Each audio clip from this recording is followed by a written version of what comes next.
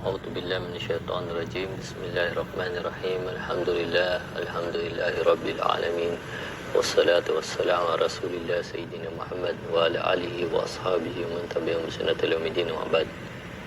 اللهم ربي اشرح لي صدري ويسر لي أمري واحلل عقدة من لساني يفقهوا قولي. Sa ngalan ng Allah, mahabagin ang mawain ang lahat ng pasalamat at papuri para sa Allah subhanahu wa ta'ala, ang Panginoon ng lahat ng mga nilikha. Dinadalangin natin na sumakay Propeta Muhammad sallallahu alaihi wasallam ang kapayapaan ng Allah, pagpapala ng Allah, gayon din sa kanyang pamilya, kasamahan at sa lahat ng mga tao na patuloy na tumatak sa tuwid na landas hanggang sa huling araw. Ang matatalakay po natin ngayon ay ang tinatawag na talibul ilm. Ibig sabihin po nito, mga kapatid, ay ang pananaliksik ng kaalaman. Napakahalaga po sa ating lahat ang pananaliksik ng kaalaman, dahil kapag pag-aaralan natin ang banal na Quran ay makikita natin ang talata na sinabi ng Allah subhanahu wa ta'ala, A'udhu billahi minash shaitanir rajim, fa'alam annahu la ilaha illallah wastaghfir li dhanbik.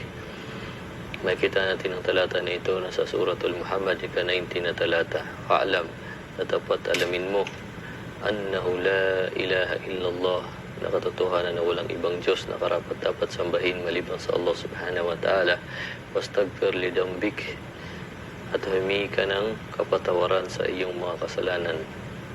Kapag papansinin natin itong mga talata na ito, mga kapatid, unang-una na binanggit ay ang pananaliksik ng kaalaman. Ayon sa sinabi ni Ibn Abbas radiyallahu an, sumakanya na mga kapayapaan pagpapala ng Allah, sa kanyang pagpapaliwanag ng talatang ito, ang sabi niya, al-ilmu qabla al-qawli al-amal. Ang kaalaman, sabi niya, ay sa unahan ng pananalita at pagsasagawa. Mga kapatid, sa pananampalatayang Islam, ang pananaliksik ng kaalaman sa anumang pamaraan, magpunta sa Islamic Center o magtanong sa mga kapatiran na kung saan may mga kaalaman sa Islam sa pamamagitan ng personal o sa pamamagitan ng telepono o di kaya anumang bagay ay pananaliksik ng kaalaman. Bagkus ito rin ay pinagputos ng Allah subhanahu wa ta'ala na makikita natin ang isang talata sa banal na Quran na sinabi ng Allah subhanahu wa ta'ala, Unsyatanjim, Fas'alu ahla dhikri in kuntum la ta'lamun. Sabi ng Allah subhanahu wa ta'ala na makikita natin sa suratul An-Nahl, ika-43 na talata, Fas'alu ahla dhikri, kayo ay magtanong sa mga nakakaalam, in kuntum la ta'lamun, kung kayo ay hindi ninyo alam. Ang ibig sabihin nito, mga kapatid, ay pinagutusan tayo ng Allah subhanahu wa ta'ala na panaliksik ng kaalaman, na kung may mga bagay na hindi malinaw sa atin, kung may mga bagay na hindi natin alam, na rapat nating itanong sa higit na nakakaalam, sa mga may pinag-aralan, sa may mga kaalaman sa Islam. Mga kapatid na mga mananampalataya sa Allah subhanahu wa ta'ala, ano ang advice na ibinigay ni Khidr o Khidar kay Moises o kay Musa alayhis salam? Sabi ni Khidr o Khidar kay Moises, Musa, kun bassaman. Ibig sabihin nito, mga kapatid, ay gawin mo, sabi niya, o Moises, ang iyong sarili na laging nakangiti, naka-smile, at huwag mong gawin na ang iyong sarili ay laging tumatawa. Gawin mo, sabi niya, na iyong sarili na laging nakangiti. Daan na doja. Ibig sabihin, iwanan mo ang pagpilitan ang anumang bagay na kahit na ikaw ay nasa tama. Wala tamshi fi ghayri haja. Ibig sabihin, huwag kang lumakad, huwag kang maglakbay na walang kabuluhan na paglalakbay. Wala ta'ib alal kata'ina katayahum. Ibig sabihin, huwag mong pintasan o huwag mong pipintasan ang mga nagkakamali sa kanilang mga kamalian. Wabki ala kati atik. Ibig sabihin, umiyak ka dahil sa iyong mga kamalian o mga nagawang mga kasalanan. Marami pala tayong makukuha ng mga aral sa kasaysayan na kung saan ay kasaysayan ni Propeta Moises alayhis salam tungkol sa pananaliksik ng kaalaman, na kung kukumpara sa ating mga kapatid na mga mananampalataya sa Allah subhanahu wa ta'ala, ay minsan meron tayong makikita ng mga tao na hindi na sila naghihingi ng advice, paalala, kundi bibigyan mo na ng advice, paalala, ayaw pa rin tanggapin ang paalala. Mga kapatid, si Propeta Moises, propeta na siya, sugo na ng Allah subhanahu wa ta'ala. pinag-utusan ng Allah subhanahu wa ta'ala na mag-anyaya sa mga tao, samantalang si Khidir hindi naman pinag-utusan ng Allah. Ayon sa pagpapaliwanag ng mga pantas, siya ay lalaking matuwid na lalaki, subalit meron ding nagsasabi sa mga pantas na siya isang propeta, subalit hindi naman sugo ng Allah subhanahu wa ta'ala. Ibig sabihin, hindi siya pinag-utusan ng Allah na mag-anyaya. Tingnan ninyo mga kapatid, samantalang si Propeta Moises ay pinag-utusan ng Allah subhanahu wa ta'ala na mag-anyaya sa mga tao, subalit nang hihingi pa rin siya ng advice, paalala sa kanyang kapwa. Ganun mga kapatid ang kaugalian ng mga Muslim. Hindi ibig sabihin na kung tayo ay may kaalaman, kung tayo ay may pinag-aralan, hindi tayo manghihingi ng advice, paalala. Ganun din yung mga tao walang pinag-aralan, hindi ibig sabihin ay hindi na manghihingi ng advice, paalala sa kanyang kapwa, hindi na manghihingi ng paalala o advice sa kanyang kapwa. Makikita natin ang isang hadith ni Propeta Muhammad sallallahu alaihi wasallam na kabilang sa kahalagahan ng pananaliksik ng kaalaman. Sabi ng mahal na Propeta Muhammad sallallahu alaihi wasallam, an Abi Hurairah radhiyallahu anhu qala Rasulullah sallallahu alaihi wasallam, man salaka tariqan yaltamisu fihi ilman sa'allahu lahu tariqan ila al-jannah. Ibig sabihin nito, mga kapatid, na inulat ni Abu Hurairah radhiyallahu anhu, siya ay sinabi ng sugo ng Allah sallallahu alaihi wasallam, at ang sino mang tao na dumaan diyan sa daan, sino mang tao naglakbay diyan sa daan,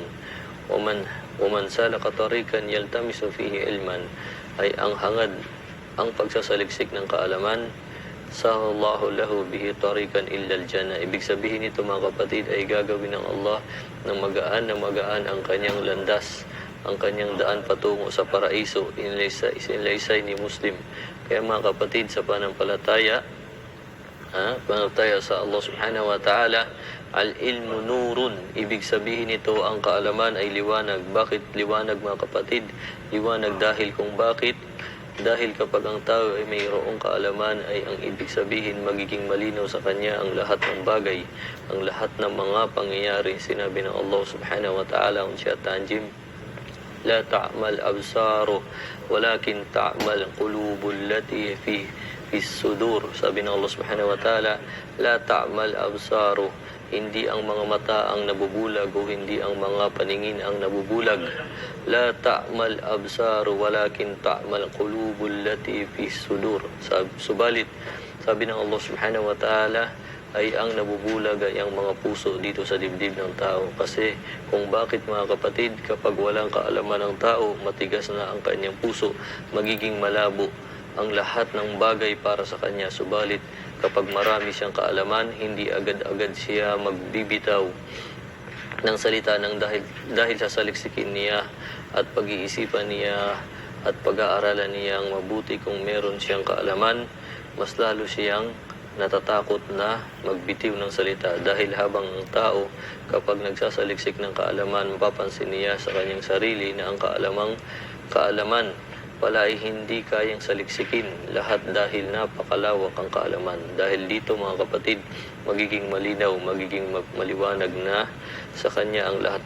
Ibig sabihin nito mga kapatid, ang kanyang puso, ang kanyang pakiramdam, lahat ng bagay magiging maliwanag at magiging malinaw ng dahil sa kanyang kaalaman, dahil sa kaalaman na ibinigay sa kanya ng Allah subhanahu wa ta'ala. Kaya sabi ng Allah subhanahu wa ta'ala ng Propeta Muhammad sallallahu alaihi wasallam, ma yuridu Allah bihi khairan yufaqihu fi din.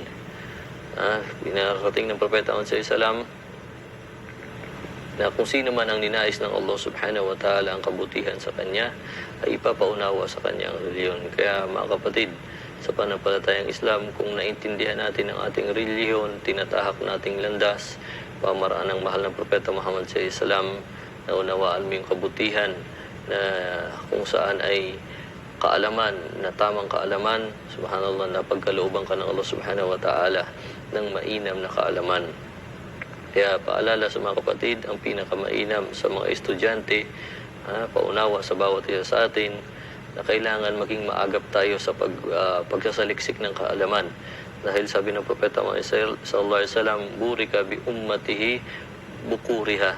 Ang aking umma ay binibiyayaan sa maagang umaga o sa madaling araw o yung maagap siya sa mga gawain na pagkasaliksik ng kaalaman, hindi yung pagmatanda na tayo, nahihirapan na tayo, o kaya ay meron na tayong mga negosyo na inaasikaso, kaya saka pa tayo mag-iisip mag-isip ng mga kaalaman na gusto ko sana mag-isip. Ngayon may pagkakataon ka na, may pagkakataon ka pa, hindi mo naman ginagawa. Kaya paalala sa atin mga kapatid sa pananampalatayang Islam na ang kaalaman ay dapat ay binibigyan natin ng pagpapahalaga. At paalala ni Ibn Sirin patungkol sa kaalaman ay kailangan ang kaalaman ay unawain natin, pahalagahan natin ito.